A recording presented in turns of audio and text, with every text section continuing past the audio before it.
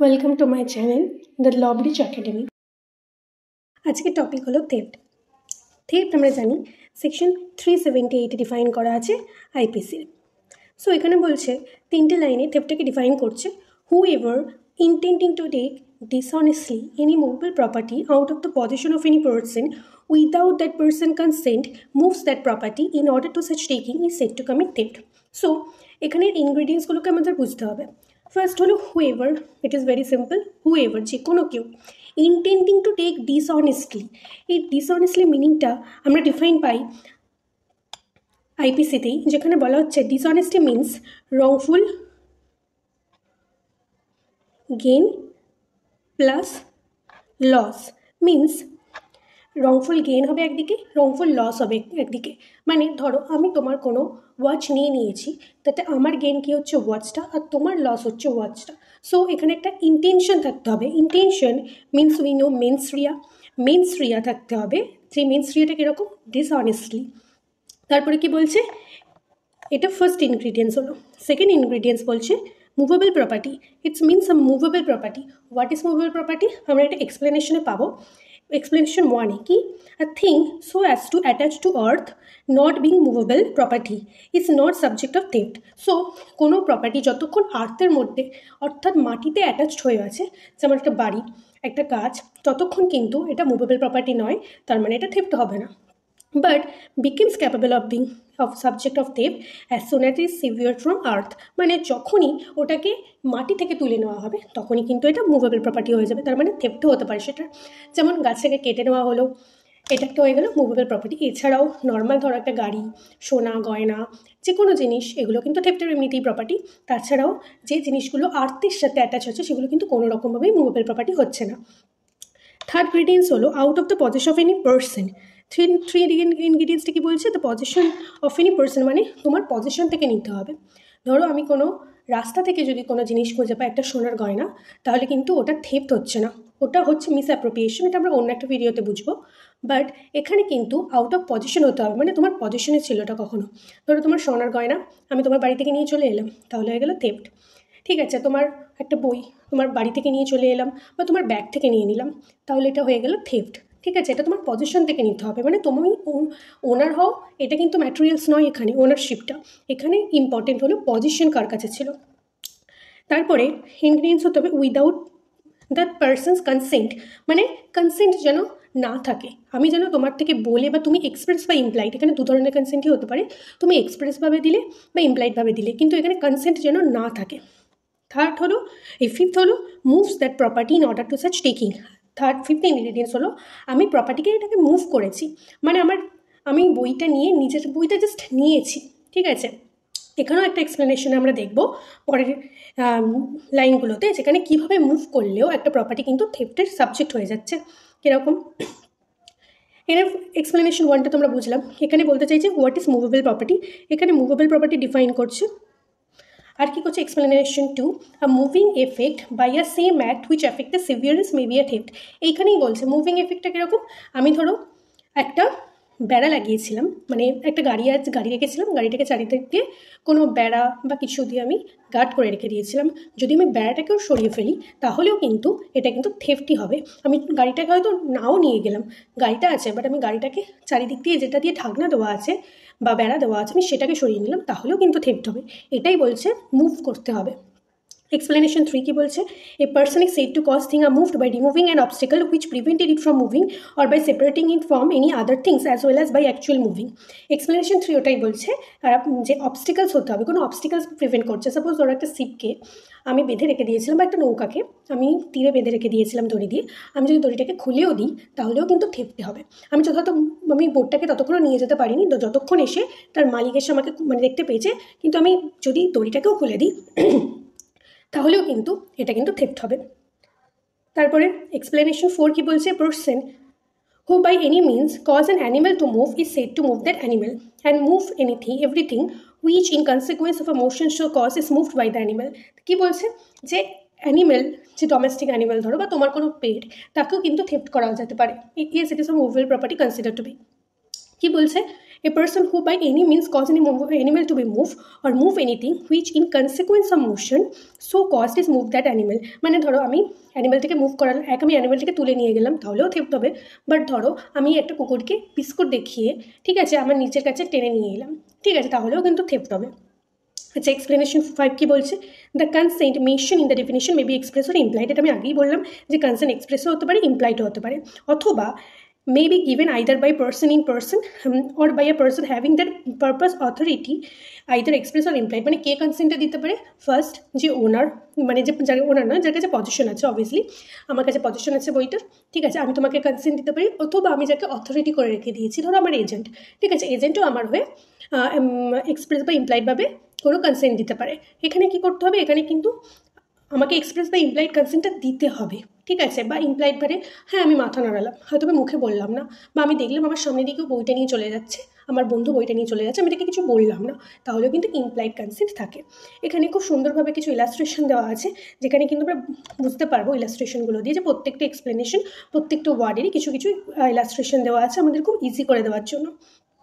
Illustration A কি বলছে? A cuts down a tree on the Z's ground with the intention of dishonestly taking the tree out of the Z's possession without Z consent. As soon as A has severed the tree in order to the taking, he has committed the theft. তাহলে এখানে বুঝতেই পারছি কি হচ্ছে, a moving effected, এটা explanation 2 এর কি, a moving effected by the same act. মানে আমি কিন্তু গাছটাকে নিয়ে যাওয়ার জন্য গাছটাকে কাটলাম, আমি গাছটাকে কিন্তু নিয়ে যেতে পারলাম না, তাও কিন্তু এটা একটা থেফটি হবে, আমি গাছটাকে ততক্ষণ নিয়ে যেতে পারলাম না, তাহলে এটা এক্সপ্লেনেশন 2 এর কথা বলছে।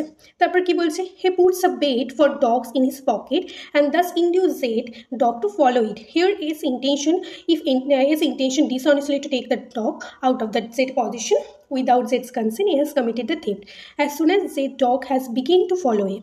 তাহলে কি এখানে কিন্তু এক্সপ্লেনেশন দেখো, এক্সপ্লেনেশন 4 এর কথা বলছে। কি বলছে? যে আমি একটা কুকুরকে, আমি জেডের কুকুরকে, জেডের কুকুরকে বেট করলো, ঠিক আছে, পকেট থেকে একটা কিছু বার করে তাকে একটা লোভ দেখালো যাতে সে তাকে ফলো করে। যখনই সে ফলো করতে স্টার্ট করবে জেডের পজিশন থেকে, তখনই কিন্তু থেফট হয়ে গেল। তারপরে এখানেও দেখো এক্সপ্লেনেশনের 2 এর কথা বলছে, যেখানে বলছে যে একটা ব্লক কার্ড ছিল যার মধ্যে একটা বক্স অফ ট্রেজার ছিল, যখনই সেই ট্রেজারটাকে পাওয়ার জন্য কেউ ব্লক কার্ডটাকে মুভ করলো, তখনই কিন্তু থেফট হয়ে গেল।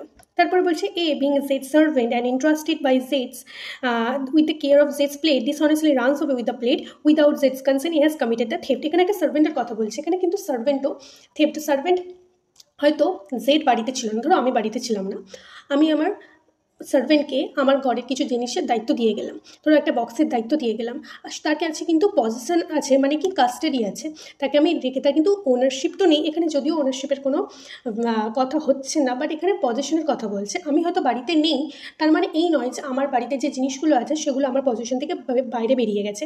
আমি আমার সার্ভেন্টকে দায়িত্ব দিয়ে যেতেই পারি যে সে যাতে সেটাকে সংরক্ষণ করে রেখে দিতে পারে, বা রেখে মানে নিজের কাছে রেখে দিতে পারে, গার্ড দিতে পারে, ঠিক আছে, তার কাছে আমি রেখে গেছি তার মানে নয় তার কাছে পজিশন আছে, আমি বাড়িতে না থাকলেও আমার জিনিসের পজিশন থাকবে। এখানে সার্ভেন্টকে শুধুমাত্র আমি কাস্টাডি দিয়ে গেছি, আমি দেখাশোনা করার দায়িত্ব দিয়ে গেছি। এখানে সেটাও যদি সার্ভেন্ট যদি আমার জিনিস নিয়ে পালিয়ে যায়, তাহলেও কিন্তু সে কিন্তু কমিট করছে একটা থেফট, সে পরে বলতে পারবে না যে আমার পজিশনে ছিল জিনিসগুলো। Next, E বলছে illustration, Zed going on a journey entrust his plate to A, the keeper of the warehouse, till Zed shall return. A carries the plate to a goldsmith and sells it. Here, the plate was not in Zed's possession. It could not therefore be taken out Zed's possession, and A has not committed theft, though he may have committed a criminal breach of trust. So এখানে কি বলছে? এখানে breach of ট্রাস্টের কথা বলছে, এখানে থেফটের কথা নয়। ব্রিচ অফ ট্রাস্ট আর থেফটে এখানেই ডিফারেন্স হবে। যখন আমি কাউকে এন্ট্রাস্ট করে গেছি, ঠিক আছে, সার্ভেন্ট হলো সে আমার বাড়িতেই আছে, আমার জিনিসগুলোকে কেয়ার করছে কাস্টাডির মধ্যে, বাট আমি ধরো আমি আমার বন্ধুকে একটা কিছু সোনার হার দিয়ে গেছি, আমি তাকে ট্রাস্ট করে কিছু জিনিস দিয়ে গেছি, আর সে কী করলো, সেই জিনিসগুলো নিয়ে গেল, নিয়ে গিয়ে সেগুলো ভাঙিয়ে তো নিজের মতো জিনিস করিয়ে নিল। তাহলে কি হলো? সে কিন্তু ট্রাস্টটাকে ব্রিচ করলো, সে ব্রিচ অফ ট্রাস্ট হলো, সে কিন্তু থেফট করেনি। আমি কিন্তু তাকে কনসেন্ট দিয়ে তার কাছে জিনিসগুলো দিয়ে গেছিলাম, ঠিক আছে, তাকে কিন্তু দেখাশোনা করার জন্য। আমি কিন্তু তার কাছে কিন্তু, তার মানে এই নয় যে তার কাছে পজিশন ছিল সেই জিনিসের। ওকে, তারপর এফ দেখো, এ finds a ring belonging to Z on a table in the house which Z occupies. Here the ring is in Z position, and if A dishonestly removes that, A commits theft. কি বলছে? A finds a ring belonging to the Z, ঠিক আছে, আমার বাড়িতে এলো, সে আমার বাড়িতে বসে টেবিলে ছিল, আমার একটা রিং পেলো, রিংটাকে নিয়ে গেল, তার ডিসঅনেস্টলি অবভিয়াসলি ইন্টেনশনটা ছিল, ঠিক আছে, সে নিয়ে গেল, তাহলে এ কিন্তু থেফট করলো। তারপর আর একটা বলছে সেম আর একটু অন্যরকমভাবে, A finds a ring lying in a high road not in possession of S person by taking and commit no theft though he may have committed a criminal breach of trust of the property. তো কী বলছে, এ একটা সেই রিংটাকে ধরো আমি একটা রিংটাকে রাস্তার মাঝখান থেকে কুড়িয়ে পেয়েছি, আমি কিন্তু কোনো পজিশনই ছিল না রিংটা, ঠিক আছে, রিংটাকে একদম পুরো ফাঁকা রাস্তার মধ্যে আমি খুঁজে পেয়েছিলাম। এখানে কিন্তু আমি যদি নিয়ে আমার নিজের করে নিই রিংটা, তার মানে কিন্তু এটা হবে না যে সে থেফট করেছে, ঠিক আছে, এটা কিন্তু থেফট নয়, বাট এটা কিন্তু ক্রিমিনাল মিসঅ্যাপ্রোপ্রিয়েশনের মধ্যে পড়ছে। সিমিলারলি আর একটা ইলাস্ট্রেশন দেখা যাক, Z A sees a ring belonging to the Z lying on the table, Z's house, not venturing misappropriate the ring immediately for fear of search and detention. A hides the ring in a place where it is highly improbable that it will ever found by Z, and with the intention of taking the ring from hiding place and selling it when the loss is forgotten. A at the time of the first moving the ring commits the theft. ধরো আমি এখানে কী হচ্ছে, এখানে হচ্ছে আমি আমার বন্ধুর বাড়িতে গেলাম, আমি একটা রিং খুঁজে পেলাম, আমি রিংটাকে এমন জায়গায় ওর বাড়িতেই লুকিয়ে রাখলাম যেখান থেকে ও কখনোই খুঁজে পাবে না। তারপর সেই রিংটাকে নিয়ে গিয়ে একদিন যখন সে ভুলে যাবে অ্যাকচুয়ালি সেই রিংটার কথা বহুদিন পরে, তখন আমি সেই রিংটাকে বার করবো, সেখান থেকে নিয়ে গিয়ে বিক্রি করে দেবো, বা আমি নিজের করে নেবো। এখানেও কিন্তু জেড কিন্তু আমি কিন্তু থেফট করছি, ঠিক আছে, যদিও বা তার বাড়িতেই ছিল এতদিন ধরে, তারপরেও আমি কিন্তু থেফটই করছি। পরেরটা ধরি, A delivers his watch to Z a jeweller to be regulated, Z carries it to his shop, A not knowing of to the jeweller any debt for which a jeweller might lawfully detain the watch as a security, enters the shop openly, takes his watch by force out of Zed's hand and carries it away. Here, though he may have committed criminal trespass and assault, has not committed a theft. ধরো আমি একটা তোমার কাছে একটা ঘড়ি দিয়েছিলাম ঠিক করার জন্য, ঠিক আছে, আমার কিন্তু মনে নেই যে আমি তোমার কাছে কখনো কোনো লোন নিয়েছিলাম যার জন্য তুমি এটা সিকিউরিটি করে রাখতে পারো, ঠিক আছে, বাট আমি তারপর হঠাৎ করে তোমার দোকানে ঢুকলাম চোর করে, ঢুকে আমার নিজের ওয়াচটা নিয়ে চলে এলাম। এখানে কিন্তু আমি ক্রিমিনাল ট্রেসপাসের কেস খেতে পারি, অ্যাসাল্টের কেস খেতে পারি, কিন্তু কখনোই থেফটের কেস খাবো না। কেননা কারণ আমি তোমার থেকে আমার জিনিসটাই নিয়ে আসছি, এখানে কোনো থেফট করার কোনো কথাই হচ্ছে না। তারপরে দেখব, if owe monies to Z for repairing a watch, এখানে কিন্তু সেম একটু অন্যরকম সেম টপিকই দিয়েছে অন্যরকমভাবে, যেখানে ধরো তুমি হয়তো রিপেয়ার করে ফেলেছো, তারপরে আমি ওয়াচটা জোর করে নিয়ে আসলাম, তাহলে কিন্তু আমি থেফটের কেস খেতে পারি। কেন? কারণ এখানে আমি কিন্তু তোমাকে টাকাটা দিতে চাইছি না, তুমি হয়তো অনেক টাকার রিপেয়ার হতে পারে বা ধরো টাকা রিপেয়ার হতে পারে, আমি কিন্তু টাকাটা তোমাকে দিতে চাইছি না, তুমি যে রিপেয়ারটা করে দিয়েছো তার যে পারিশ্রমিকটা আমি দিতে চাইছি না, তাহলে কিন্তু আমি থেফট করেছি। তারপরে ধরো কি, again, if A having a pawned his watch, Z takes it out of Z's possession without Z consent, not having paid what he borrowed on the watch, he commits theft. ধরো আমি তোমাকে পণ করেছি, মানে প্লেজ করে দিয়েছি যে ওয়াচটা তোমার পজিশনে, তার বদলে আমি কিছু টাকা নিয়েছি, ঠিক আছে, তোমাকে প্লেজ করেছি ওয়াচটা, আমি তার বদলে 1000 টাকা নিয়েছি। এবার আমি তোমার কাছ থেকেই তোমার ঘরে ঢুকে আমি সেটা নিয়ে চলে এলাম, আমার জিনিস আমি নিলাম, কিন্তু আমি তোমার কাছ থেকে যে টাকাটা ধার করেছিলাম তার বদলে সেই টাকাটা কিন্তু আমি পেমেন্ট করলাম না, এখানে কিন্তু আমি থেফট করলাম। তারপরে ইলাস্ট্রেশনটা দেখো, এখানে কি বলেছে, A takes an article belonging to Z out of Z possession without Z consent with the intention of keeping it until he obtain money from Z as a reward for restoration, he has commit a theft dishonestly, ঠিক আছে, কি বলছে, আমি তোমার জিনিসটাই আমি লুকিয়ে রেখে দিলাম, লুকিয়ে রেখে দিয়ে আমি তোমার জিনিসটা একদিন ফেরত দেবো, কখন দেবো, যখন তুমি রিওয়ার্ড ঘোষণা করবো সেই জিনিসটা দেওয়ার জন্য, ঠিক আছে, এখানে কিন্তু আমার ইন্টেনশন ডিসঅনেস্টলি আছে, তাহলে আমি কিন্তু থেফট কমিট করেছি। তারপরে এমের ইলাস্ট্রেশনতে, এ being on friendly terms with Z goes into জেডস library জেডস absence and takes a book without express consent for the purpose of merely reading it and intention of returning it. It probable that A may have conceived that he had Zed's implied consent to use that Zed book. If this was A's impression, he has not committed a theft. তুমি আমার খুব ভালো বন্ধু, আমি তোমার বাড়িতে গেলাম, গিয়ে একটা বই নিয়ে নিলাম, আমি ভাবলাম এটা যে তুমি তোমার বন্ধু আমাকে কিছু বলবে না, হয়তো তোমার ইমপ্লাইড কনসেন্ট থাকবে, এখানে কিন্তু আমার ইন্টেনশন কোনো ডিসঅনেস্টলি ছিল না, আর আমার ইন্টেনশন ছিল আমি পড়ার পর বইটা তোমাকে ফেরত দিয়ে দেবো, তাহলে কিন্তু আমি কোনো থেফট কমিট করিনি। তারপরে দেখো, A asks charity from Zed's wife. She gives A money, food, clothes, which he knows belonging to Zed, her husband, and it's probable that A may have conceived that Zed's wife is authorized to give away alms. If this was his impression, he has not committed a theft. এখানে same, এখানে কি বলছে, আমি আমার হাজব্যান্ডের কিছু জিনিস একজন দুস্থ মানুষকে দিয়ে দিলাম আমার হাজব্যান্ডের কনসেন্ট ছাড়াই। এখানে যে ইলাস্ট্রেশন, এই এক্সপ্লেনেশন, লাস্ট এক্সপ্লেনেশনটার কথা বলা হয়েছে, যেখানে আমি আমার পজিশন থেকেও আমার জিনিস দিতে পারি, বা আমি আমার কারোর এজেন্ট হই, বা আমার যার অথরিটি ছিল, বেসিক্যালি যার অথরিটি ছিল আমার হাজব্যান্ডের জিনিসের উপর আমার কিন্তু কিছুটা অথরিটি থাকে। তাহলে কিছু আমি আমার যে হাজব্যান্ডের জিনিসটা আমি দুস্থ মানুষটাকে দিয়ে দিচ্ছি। এখানে কিন্তু দুস্থ মানুষটা কোনো থেফট কমিট করেনি, কারণ আমার সে যা ভেবেছিল আমি আমার হাজব্যান্ডের জিনিস দিচ্ছি মানে আমার হয়তো অথরিটি আছে তার জন্য। তারপরে a paramour of Zed's wife gives a valuable property which he knows to belong Zed's husband। এখানে আবার কিন্তু ডিফারেন্ট সিনারিও, যেখানে আমি আমার প্যারামোর মানে আমি আমার লাভারকে আমার হাজব্যান্ডের জিনিসগুলো দিয়ে দিচ্ছি, ঠিক আছে। আর প্যারামোরের কিন্তু একটা ডিসঅনেস্ট ইন্টেনশন ছিল এইটার প্রতি, তাহলে সে কিন্তু থেফট কমিট করেছে। এ ইন গুড ফেথ বিলিভিং, পরের explanation, in good faith believing property belonging to Z to be a own property takes that property out of his possession. Here he does not take dishonestly, he does not commit theft. So এই কী করলো, good faith, বা সে ভাবলো একটা প্রপার্টিটাকে তার নিজের property. ধরো আমি একটা দুটো বই একই রকম দেখতে, একই বই দুটো পরপর টেবিলে রাখা ছিল আমার আর আমার বন্ধুর, আমি আমার বন্ধুর বইটাকে ভুল করে নিয়ে চলে এলাম। সেক্ষেত্রে আমি কিন্তু ভেবেছিলাম এটা আমারই বই ছিল, সেখানে কিন্তু কোনো থেফট কমিট হয়নি। ওকে, সো এটাই লাস্ট ইলাস্ট্রেশন ছিল। এখানে একটা ইম্পর্টেন্ট কেসের কথা বলে দিই। একটা ইম্পর্টেন্ট থেফটের কেস হলো KN Mehra versus state of Rajasthan. আমি একটু জিস্টে বলে দিচ্ছি।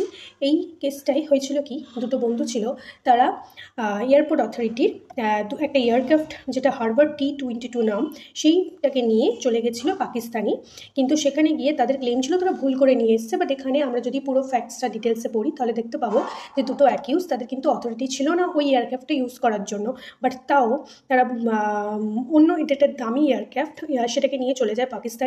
সেখানে তারপর ওরা দুদিন পরে গিয়ে যায় ইন্ডিয়ান অ্যাম্বাসিডির কাছে, ইন্ডিয়ান অ্যাম্বাসেডার ওকে তাদেরকে ফেরত নিয়ে আসে, কিন্তু ফেরত নিয়ে আসার পর তাদের উপর থেফটের চার্জ হয়। এখানে প্রত্যেকটা ইনগ্রিডিয়েন্টস যেগুলো থেফটের থাকা দরকার সেগুলো কিন্তু মিট হয়েছিল, যার জন্য ওদের থেফটের জন্য কনভিকশন হয়।